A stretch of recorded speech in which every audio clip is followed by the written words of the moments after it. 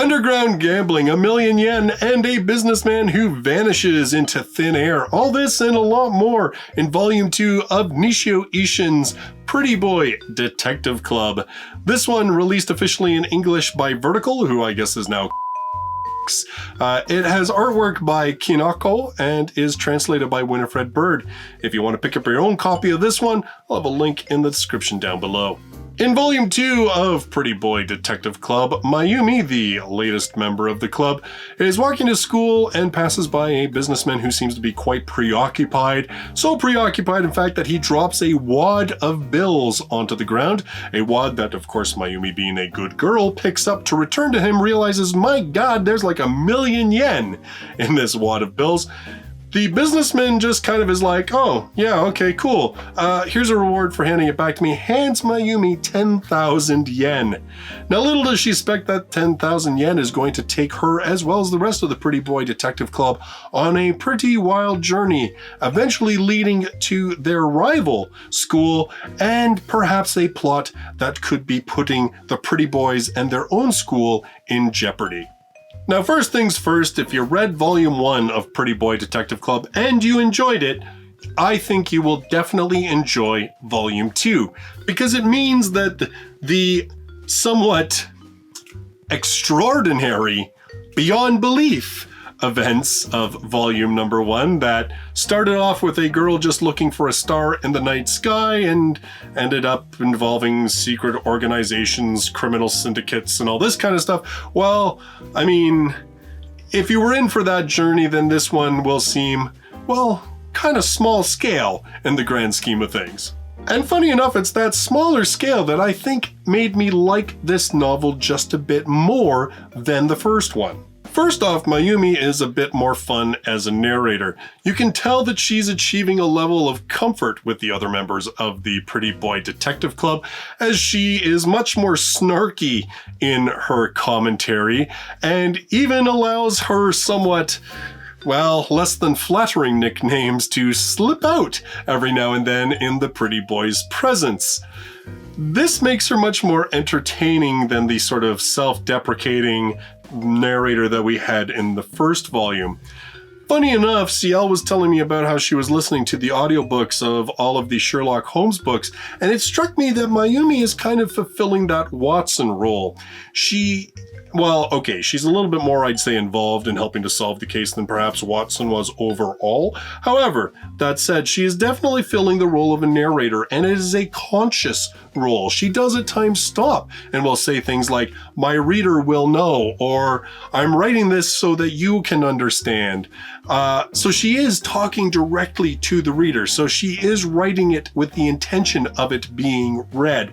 So she kind of fills that same role that Watson does and writes in that sort of same voice.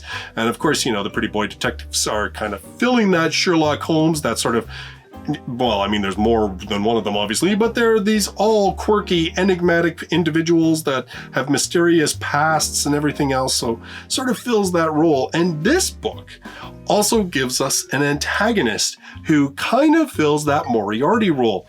He is himself a pretty boy. He has a very strong aesthetic like the other pretty boys in the Detective Club.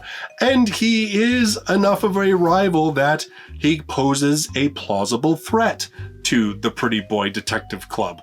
So I liked the fact that we have a little more fun with our narrator and that we had a sort of a face to the antagonist for the entirety of the book instead of sort of all of a sudden popping up 2/3 of the way through the book. Surprise, there's a criminal syndicate involved, that kind of thing.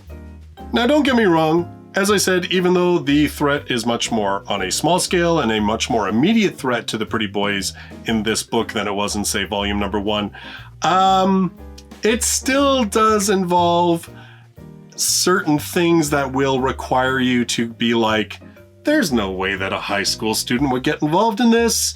And then you'll just kind of have to go, oh yeah, right, it's Nisioisin. Never mind, let's just follow along for the ride. As long as you can do that, you can enjoy this book. I think it's kind of meant to be that thing. It's kind of meant to be that over the top. In fact, I think I described volume 1 as the Hardy Boys on acid. which is probably still a pretty apt description. In fact, in some ways, this series also reminds me of this old animated series that my son used to watch that was a Disney series called Fillmore. I don't know if CL can find anything about Fillmore with that when she's editing this video, but Fillmore was about a bunch of middle school kids that were part of the safety patrol. But the way that they got involved in cases and the cases they investigated, and even though it all involved middle school kids, it was like a Law and Order level show. So it was kind of absurd because you're like, there's just like, really? That's never going to happen. But this gives me that same kind of vibe. It's kind of like we're telling crazy big stories, but using a bunch of hyperactive teenagers to tell it. Which also means that the pacing is a lot faster on this than, say, Monogatari. We don't have those 80-page discussions between only one or two characters, not monologues or dialogues. We have obviously the Pretty Boy Detective Club is a group of individuals, so we always have far more conversations and things going on, but the cases make everything much more immediate, and it feels like you're reading important plot points from the beginning to the end, as opposed to, where Nisioisin can get a little bit philosophical or wax poetic for a little while, such as a third of a novel.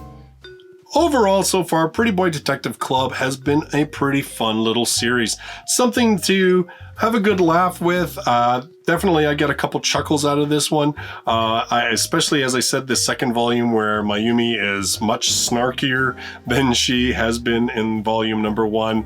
I kind of actually look forward to her getting even more snarky as she learns to believe in herself even more so.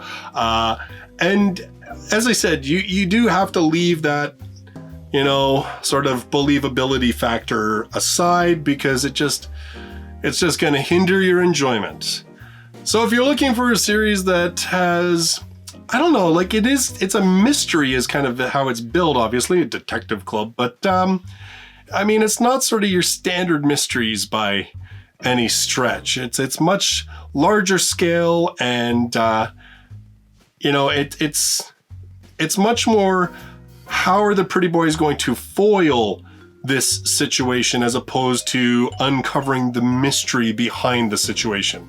I don't know if that makes any sense, but it feels like that's more what you end up getting invested in the story, as opposed to your typical mystery, which is the, sudden reveal of whodunit at the end.